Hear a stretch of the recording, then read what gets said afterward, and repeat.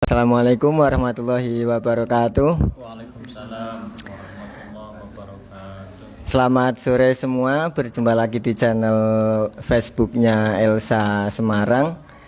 Hari ini sangat spesial sekali karena kita didampingi oleh seorang yang cukup legendaris gitu ya di Elsa, yang mana kita hari ini berkunjung ke tempatnya. Bisa dilihat ini backgroundnya, ini tembok rumahnya sangat estetik sekali. Kita tinggal berkunjung ke rumah Pak Iman pada sore hari ini sambil teman-teman semua menunggu maghrib. Ada yang sambil masak atau sambil rebahan main HP.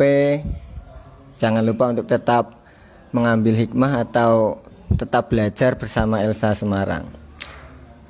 Oke, untuk menghemat waktu, kita pada sore hari ini akan membahas mengenai tentang dakwah milenial itu strateginya gimana gitu. Dan hidupnya ini dihabiskan untuk ini mendampingi, membersamai para pemuda-pemuda yang di usia-usia produktif lah, kira-kira begitu. Karena mahasiswa-mahasiswa yang selama ini aktif di kampus itu, di rumahnya Pak Iman ini seperti rumah kedua setelah kampus. Karena kata Pak Iman, rumahnya ini adalah rumah pergerakan. Jadi ya siapa saja yang pengen belajar aktif mahasiswa silahkan datang ke rumah. Nah, jadi saya kira sangat cocok sekali ketika kita membicarakan bagaimana berdakwah kepada generasi-generasi milenial hari ini dengan Pak Iman Fadilah ini, karena beliau cukup pengalaman mendampingi generasi-generasi muda gitu dalam menempuh jati dirinya atau cita-citanya. Untuk selanjutnya mungkin kita akan mendengarkan sedikit awalan dulu dari pengalaman atau testimoni dari Pak Iman selama mendampingi generasi milenial hari ini, dengan perbandingan mungkin ya ketika Pak Iman masih muda dulu apa gitu kira-kira kan. Silahkan Pak Iman. Assalamualaikum warahmatullahi wabarakatuh. Alhamdulillah, summa alhamdulillah, la haula wala quwwata illa billah. Teman-teman sekalian, rekan-rekan, sahabat-sahabat, ada Mas Ruri dan tim IT sekalian, teman-teman Elsa yang hadir, baik melalui Facebook ya maupun yang hadir di sini. Syukur alhamdulillah sore kali ini kita masih dipertemukan dan masih dalam kondisi puasa ya. Insya Allah puasa. Walaupun muda tapi taat. Muda dan taat ya. Ini luar biasa jargonnya, muda dan taat. Ini top ini ya. Jadi kita sudah beberapa hari ini melaksanakan ibadah puasa dan juga ibadah-ibadah yang lain. Tentu tidak lupa kita juga syiar tadi, dakwah. Tentu juga dakwah sekarang dengan dakwah dulu berbeda ya. Dakwah dulu ya memakai media yang seadanya ya kan. Kalau pengajian ya pengajian di ruangan, di musola, atau ada tabligh akbar gitu kan. Dulu memakai toa, speaker ya kan. Kemudian memakai sound system ya. Dulu orang mau memasang mustoko saja di masjid itu diarak ya kan. Halo kaum muslimin, muslimat, keliling itu ya kan, dan lain sebagainya seperti itu ya. Sekarang setelah corona ya tentu berbeda, makanya dakwah itu ada yang formalian, ada yang substansian ya. Ada yang formalian, ada yang substansian ya. Ada dakwah yang formalitas.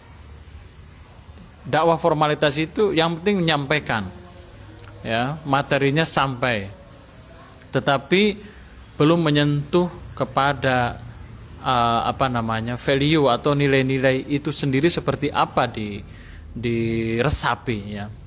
Ada dakwah yang substansian ya, dakwah yang penting esensinya masuk, tidak selalu dalam bentuk formal hadis, ayat ya kan, kaum muslimin bertakwalah, tidak. Itu namanya dakwah formalian ya. Tapi lebih kepada aktualisasi dan aplikasi nilai-nilai. Nah, tantangannya sekarang kan begitu. Lah kok begitu? Karena sekarang itu kita bicara soal otoritas keagamaan, ya kan? Ketika bicara otoritas keagamaan, maka akan ada dinamisasi. Satu sisi, otoritas keagamaan di kalangan salaf itu dipegang oleh kiai. Kiai pun variatif, yang sudah memiliki ya kitabnya sekian, baca kitab kuningnya luar biasa, kemudian ilmu alatnya begitu. Tidak bisa orang sembarangan bicara agama, ya kan? Itu dakwah masa lalu, ya.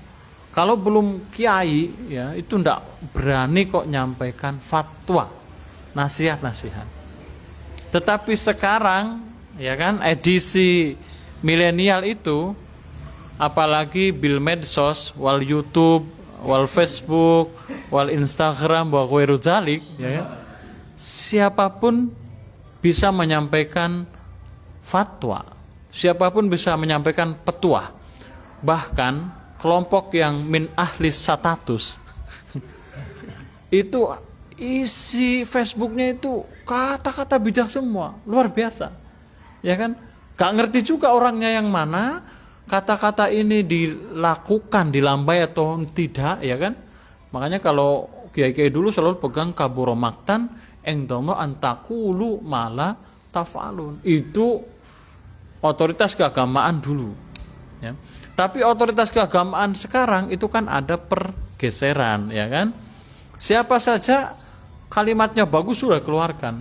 Makanya ada perdebatan soal undur makol wala tangdur mankol. Ini jane yang harus dilihat orangnya, otoritas orangnya atau isinya.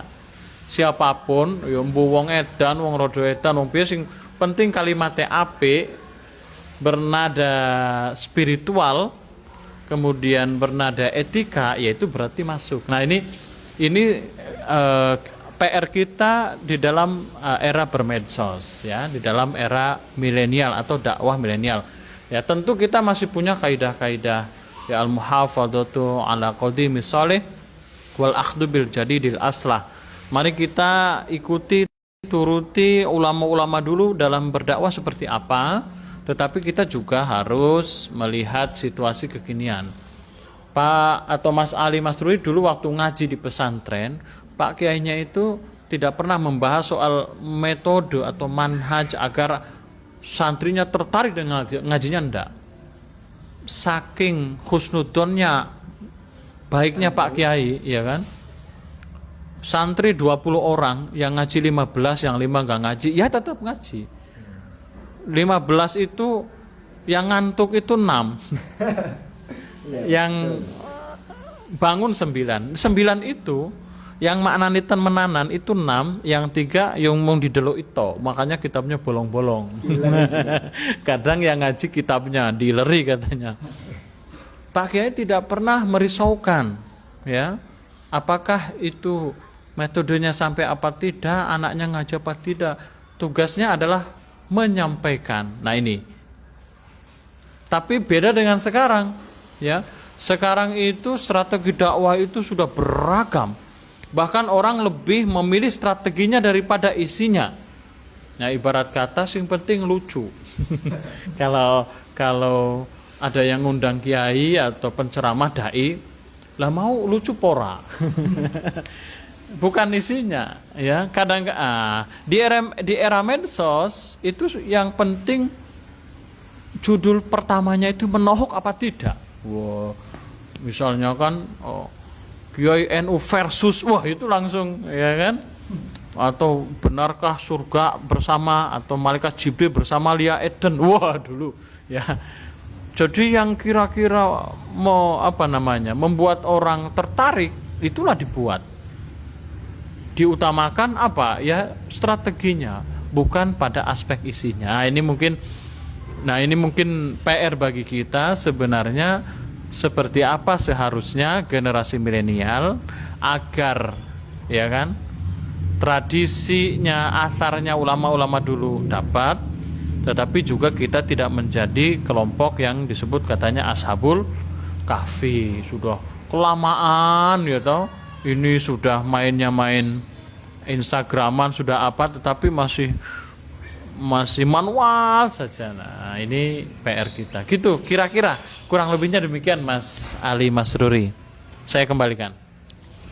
Oke, terima kasih sekali Pak Iman. Oke teman-teman semua, ini kan Pak Iman tadi sedikit menyinggung mengenai formalian, substansian. Kita cukup setuju ya, karena melihat bahwa kita sendiri memang menyaksikan betul bahwa hari ini itu orang lebih condong ke ini, apa namanya, ke substansiannya, bahwa dakwah tidak harus di depan podium, tidak harus di depan apa, tapi pakai hal apapun jadi zaman sekarang. Kata Pak Iman adalah soal dunia digital itu bagaimana kita mengemasnya, bukan soal kita mondok di mana, kita pinter apa enggak, tapi yang penting kita mengemasnya bagus, apalagi yang cocok dengan era milenial, yang cair, yang enak, bahasanya lucu, lugas tapi satir gitu, bahasanya tidak tidak kayak orang-orang dulu yang berapi-api gitu kan, enggak, tapi lebih ke arah ringan-ringan saja. Seperti kalau kita lihat itu kan memang hari-hari ini kan orang itu cenderung dalam berislam itu kan mereka lebih suka yang ke arah santai gitu ya, kalau tidak materi-materi yang berat gitu, tapi lebih kepada contoh. Seperti ada satu kata-kata yang tragedi kemarin ketika itu sangat menarik perhatian banyak netizen itu, ketika Gus Miftah berhasil menjadikan Deddy Corbuzier mu'alaf gitu. Bahkan itu ada sekelompok anak-anak muda yang memainkan digital, terus kemudian membuat konten yang ingin menyampaikan dakwah Islam mengenai perdamaian, kira-kira begitu, atau toleransi. Dia tidak terus mengeluarkan teori-teori yang macam-macam, tapi dia hanya mengatakan di medsosnya Katolik, karena kan siapa itu? Deddy itu kan Katolik Pak ya. Katolik garis lucu itu kan, dia cuma ini ya, untuk teman-teman NU sekarang Deddy Corbuzier saya serahkan ke sampean, mohon disunat dan segera diarahkan, kan begitu. Dan kemudian dibalas oleh NU garis lucu itu kan, oke, kami terima apa yang sudah panjenengan ajarkan yang baik akan kami teruskan gitu kan. Tinggal jadi kemudian komen-komentatornya itu malah lebih mengena gitu loh. Mereka langsung memberikan contoh, memberikan substansi bahwa tidak perlu banyak teori, tapi ya sudah, ayo kita membentuk sesuatu yang real saja dalam dunia digital, itu lebih mengena gitu. Untuk Pak Iman sendiri dalam mendampingi selama ini anak-anak muda mahasiswa itu, menurut Pak Iman apakah khususnya kan Pak Iman ini kan di Unwahas gitu ya. Unwahas kan Unwahas itu Universitas Wahid Hasyim, yang Wahid Hasyim berarti NU gitu. Wahid Hasyim kan NU, atau iya benar Pak ya.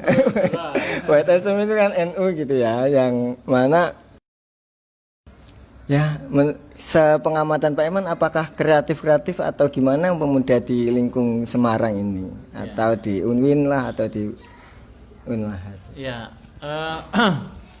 teman-teman sekalian, kita dulu kan belajar agama itu dengan sanad keilmuan yang muttasil gitu kan. Siapa belajar kepada siapa, terus kita sangat menghargai sanad keilmuan dan sanad keagamaan ya. Itu era-era kita ya, dan mungkin sebagian teman-teman. Tetapi ketika era-era itu kemudian masuk ke dalam wilayah maya semua, itu kan menjadi kabur ya. Orang di baiat bisa lewat online. Ya kan? Saya juga dulu tidak membayangkan bahwa saya ketika menyampaikan ya pendapat seperti ini atau menyampaikan kultum itu berhadapan dengan layar. Ya kan? Kalau dulu ditanya kalau mau ngisi ngaji itu, ini tablignya akbar apa enggak? Orangnya yang datang berapa ratus, berapa ribu, atau berapa orang ya. Sekarang tidak, karena orang tidak bertemu dalam satu majelis itu bisa mendapatkan ceramahnya, atau bahkan siapapun yang diinginkan itu kan sekarang sudah gampang sekali. Dulu kan kita mengenal ngaji kitab atau ngaji tokoh Sayyid Qutub ya. Sekarang kan Sayyid YouTube ya kan? Ya kan? Iya, dulu kan Sayyid Qutub, sekarang Sayyidnya YouTube. Tinggal ketik ya apa saja dari mulai yang diinginkan sampai yang tidak diinginkan semua tersedia. Ini apa namanya menjadi problematika dinamika keagamaan dan khususnya otoritas keagamaan. Sementara kiai-kiai yang secara sanad keilmuan berada di pesantren atau masih manual ngajinya, tak peduli ya dengan jumlah like, subscribe dan iya kan tidak memikirkan itu.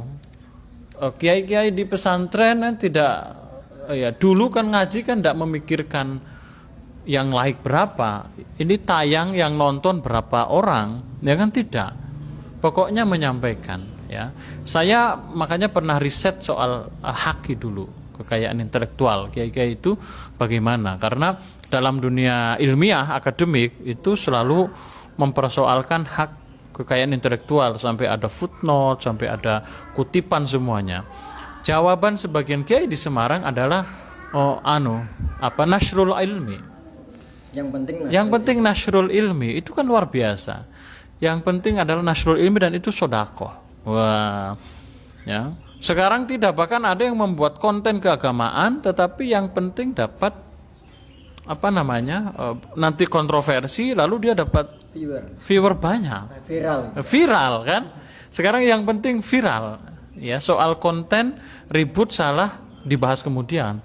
Kalaupun keliru nanti bisa minta maaf, loh, ya kan? Ini dunia gimana nih ya? Yang satu membahas fa'ala yaf'ulu fa'alan saja, masya Allah kan luar biasa. Qala Muhammadun huwa ibnu Malik sampai yo ngapal ki yo memahamkan. Itu menjadi seolah tidak berarti ketika semua orang dalam dunia maya seolah menjadi ahli. Ya kan? Bidangnya apa saja dia komentari, ya. Paham enggak? Paham pokoknya berebut ya pasar di media masa ini. Nah ini PR kita sekali lagi soal otoritas keagamaan. Generasi milenial harus mengambil ini, otoritas keagamaan ini, tentu dengan internalisasi nilai-nilai agama yang mumpuni, ya kan? Tadi belajar Al-Qur'annya oke, hadisnya oke, ijma oke, qiyas oke, ya kan? Kalau dalam bahasa Gus Nadir Shah Hussein itu kan ya menjadi generasi milenial yang tidak melupakan terhadap tradisi hasanah keilmuan klasik. Ya, bagaimana Gus Nadir sering menampilkan dengan cara milenial, tetapi dengan dalil-dalil klasik yang bisa dimilenialkan. Ya, contohnya di yang sharing itu contoh kecil bagaimana menampilkan hadis-hadis ya. Seolah-olah dengan gaya yang jenaka, yang gergeran, yang menyejukkan ya. Jangan sampai kemudian agama ini khususnya yang milenial muncul ke publik dengan wajah yang menyeramkan, ancaman. Kemudian ini ya kan. Nah, ini yang milenial ini, anak-anak muda ini, generasi muda ini, mari tampilkan wajah agama sebagai agama yang menyejukkan, sebagai agama yang mendamaikan dan memberi kasih sayang kepada yang lain. Saya kira itu banyak sekali lah kitab-kitab yang bisa kita kaji, kitab-kitab motivasi, hadis-hadis motivasi untuk menampilkan wajah Islam yang rahmah itu. Itu Mas Rudi. Iya Pak Iman. Tadi Pak Iman sedikit menyinggung ada hal yang cukup menarik ini teman-teman, yaitu mengenai otoritas yang kemudian bergeser, yang dulu itu di pesantren sekarang di konten, sama-sama N-nya ya. Di konten kan kita jadi ingat ya, saya jadi ingat Pak Iman, itu kan ketika nonton YouTube atau nonton apa itu kan yang paling sering di viewernya banyak soal keislaman itu kan kalau judul-judulnya itu gaul tapi mengarah ke hijrah gitu. Ya. Tapi tetap tidak menghilangkan rasa ke milenialan, kepemudaan ya. Pemuda itu kan ya yang penting eksistensi gitu kan, Pak. tapi mengarah ke keagamaan, seperti orang ingin menyampaikan bahwa pacaran itu haram dengan model Indonesia tanpa pasaran, kemudian melalui tren-tren mode pakaian, hijab dan yang lain, ada yang menggunakan meme-meme atau quote-quote yang menarik. Sekarang itu kan sedang tren soal quote, Pak, ya. Ada yang ya berhijab tidak akan menghilangkan kecantikanmu semuanya, atau berhijab tidak membuat rambutmu lepek, kemudian ada iklan sampo di belakangnya. Nah, itu pokoknya hal-hal soal konten-konten yang kemudian orang itu tidak lagi menanyakan bahwa ini orang ini pakai kerudung gede atau orang ini laki-laki pakai jenggot atau apa, kemudian ini orang ini mondoknya di mana atau enggak tadi, itu tidak menjadi pengaruh memangnya Pak Man ya.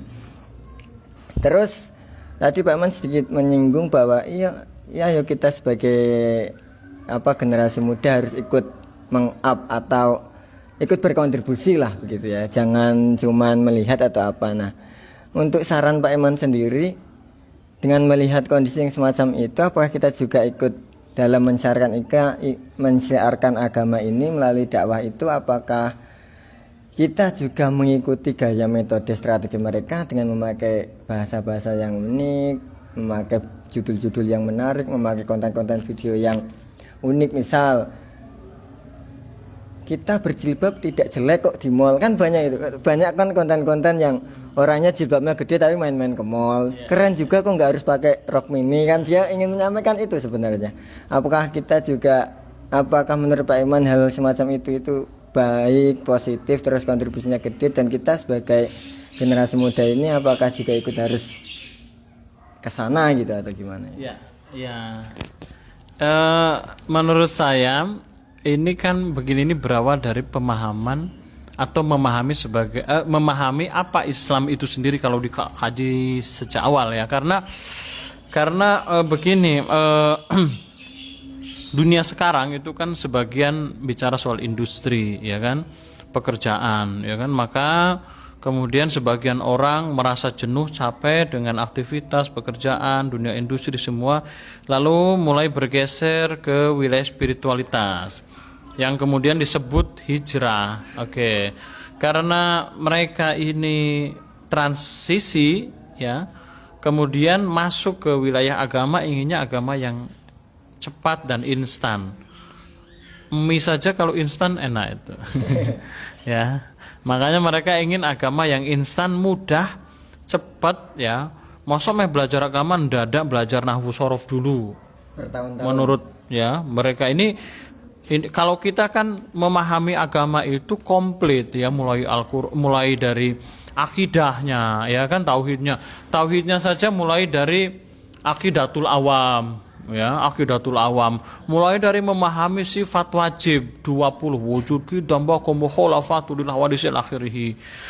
Setelah itu ya kan memahami sifat mohal ya kan, adam hudus fana mumasalatu lil hawadisi ihtaju, terus itu baru kemudian mengenal malaikat ya, sifat malaikat ya, terus sangat-sangat runtut dan lama ya. Nah, sementara tuntutan sekarang orang inginnya tadi seperti mie itu instan. Sekarang kan semua memang eranya begitu. Orang dulu kalau membuat sambal, cabai dikumpulkan ya kan, ada cabai, ada merica, ada garam semua, terus digeruk pelan-pelan. Tapi sekarang kan enggak, sediakan saja blender ya kan, masukkan sudah matang. Geruk sasetan. Orang kalau mau buat sop itu perut ya. Sekarang ada sop.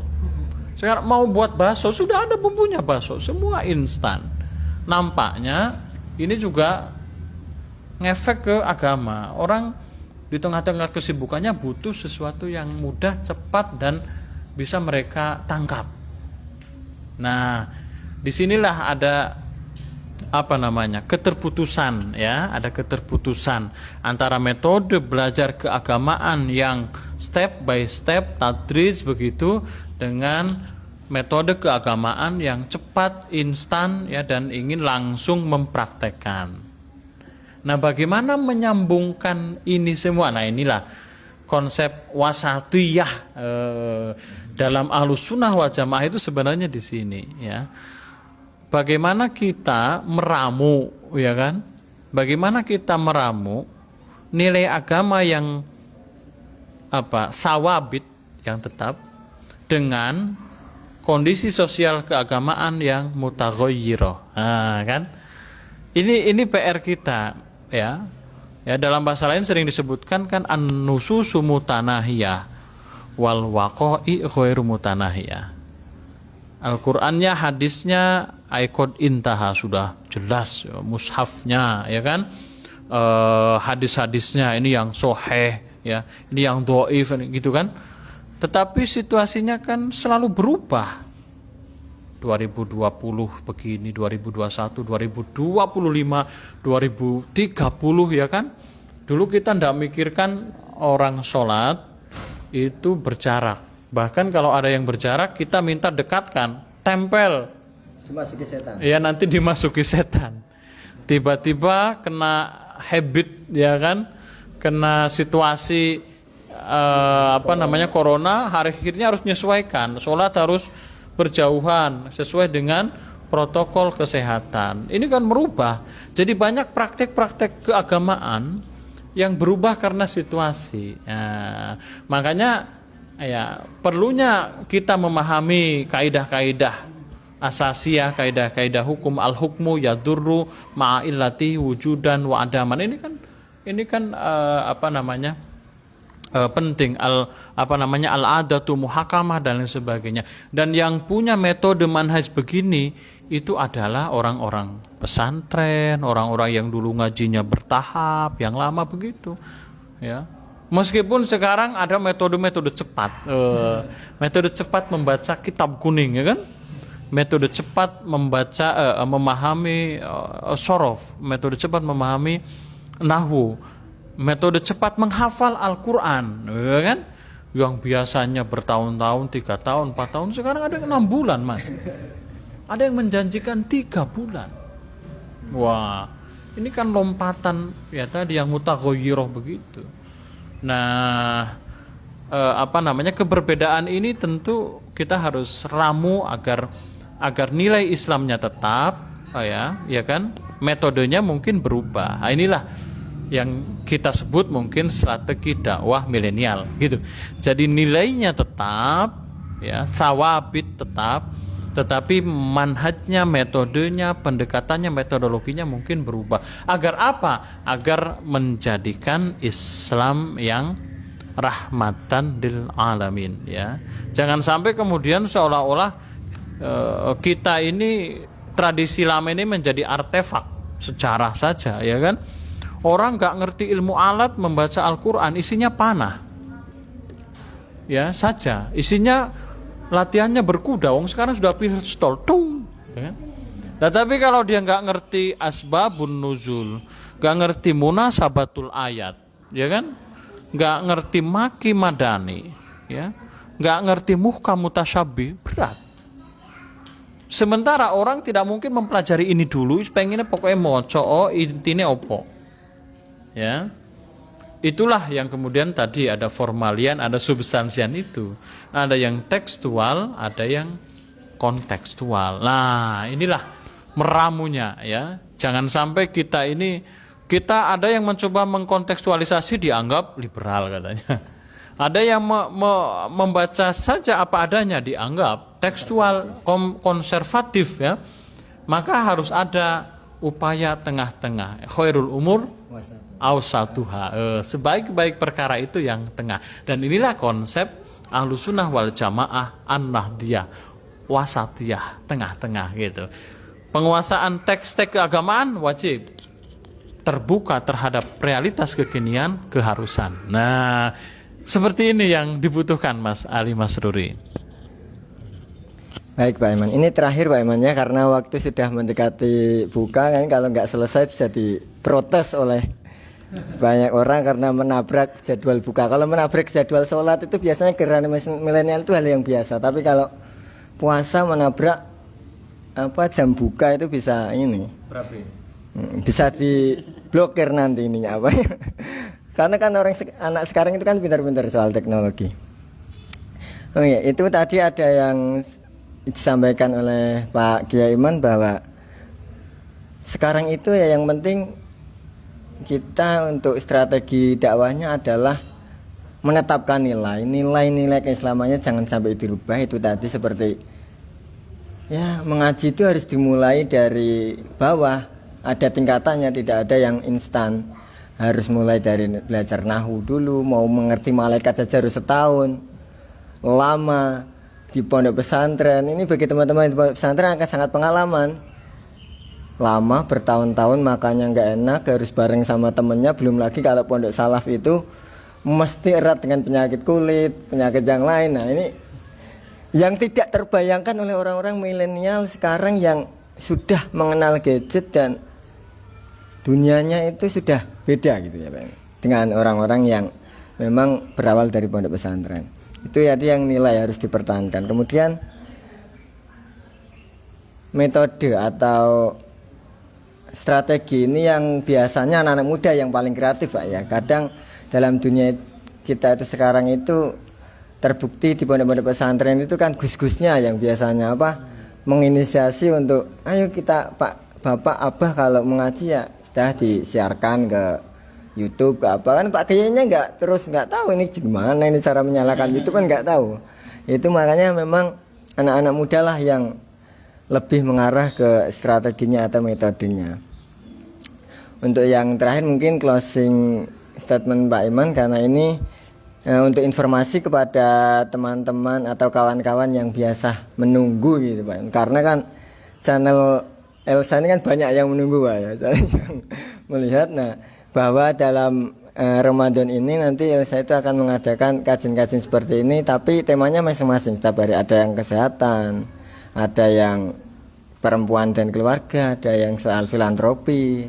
Baik, filantropinya ini tidak hanya Islam, tapi kita mencoba untuk melihat bahwa di Kristen apa, di Katolik apa, di Buddha apa gitu. Untuk yang terakhir Pak Iman mungkin bisa memberikan pesan terhadap anak-anak muda, apakah yang harus dilakukan mungkin di era pandemi ini atau nanti untuk menyongsong era baru gitu, setelah pandemi gitu. Ya, saya termasuk yang seneng ya dengan model-model pengajiannya Gus Baha. Tradisi klasiknya luar biasa dan disampaikan dengan logis, ya kan? Di saat ya kan sekarang keilmuan ya logika semua dipakai di dalam memahami agama, Gus Baha hadir ya. Gus Baha dan followernya saya kira luar biasa ya, muhibbin Gus Baha, dan termasuk saya senang dengan gayanya, stylenya di dalam berdakwah, menggunakan kaidah-kaidah klasik tetapi disajikan dengan logika sederhana yang mudah dipahami. Ini contoh saya kira yang teman-teman muda bisa merujuk kepada Gus Baha. Dengan kata lain, sebenarnya Gus Baha ingin menyajikan Islam yang tidak rumit, Islam yang tidak marah tapi rahmah, ya. Islam yang menyejukkan, yang siapa bisa melaksanakan sesuai dengan kemampuannya. Wong Al-Quran sudah menyampaikan la yukallifullahu nafsan illa wus'aha, ya kan. Nah ini saya kira bagi kita, jadi sebagai generasi milenial, marilah kita beragama dengan santun, menginternalisasi nilai-nilai agama yang sesungguhnya, yang damai, menyejukkan, membawa rahmah, kebaikan, bukan beragama untuk sesuatu yang menyulitkan, menebar fitnah, caci maki, permusuhan, ya perlawanan. Nah ini yang harus diperhatikan. Jadi generasi muda jangan sampai mempelajari agama yang seolah-olah nilainya itu nilai-nilai yang mengajak kepada kekerasan, kepada menghina, mengolok-olok. Tidak, itu tidak bersanad, ya itu saya kira munfasil lah. Mestinya bersandar mutasil kepada ayat Al-Quran, kepada hadis-hadis Nabi, sunnah-sunnah Nabi yang menampilkan wajah Islam yang sangat ramah ya, memberi kasih sayang ya, menampilkan metode dakwah yang sangat menyejukkan. Nabi sepanjang sejarah tidak terlihat kok dakwah dengan marah-marah, membentak-bentak, mengancam-ancam, tidak. Tetapi justru ditampilkan dengan attitude, etika dan akhlakul karimah. Inilah spirit agama yang sesungguhnya. Demikian, kurang lebihnya mohon maaf. Walafu minkum wallahul muwaffiq ila aqwamit thoriq. Assalamualaikum warahmatullahi wabarakatuh. Waalaikumsalam warahmatullahi wabarakatuh. Begitulah kawan-kawan semua yang hadir di sini maupun yang hadir di udara, yang disumbangkan oleh udara. Barusan adalah paparan dari Pak Kiai Iman, seorang yang hidupnya sehari-hari diabdikan untuk mendidik, membersamai, memberikan fasilitas kepada anak-anak muda. Banyak sekali yang dapat kita ambil dari diskusi sore ini, seperti bahwa kita sebagai anak muda tidak boleh untuk berpangku tangan, intinya begitu. Dalam dunia dakwah yang serba digital sekarang ini, kalau bukan kita anak muda yang berkontribusi, bukan kita yang main, siapa lagi? Karena di era sekarang ini bahwa siapa yang menguasai teknologi maka dialah yang akan bisa menguasai budaya, menguasai kondisi yang ada di negara kita ini. Begitu teman-teman semua. Untuk sekali lagi kami informasikan bahwa untuk besok masih ada diskusi semacam ini yang akan diisi oleh Pak Dr. Teddy dan Mas Wawan, yang isinya tentang kerukunan beragama antar umat beragama. Untuk kurang lebihnya mohon maaf. Wassalamualaikum warahmatullahi wabarakatuh.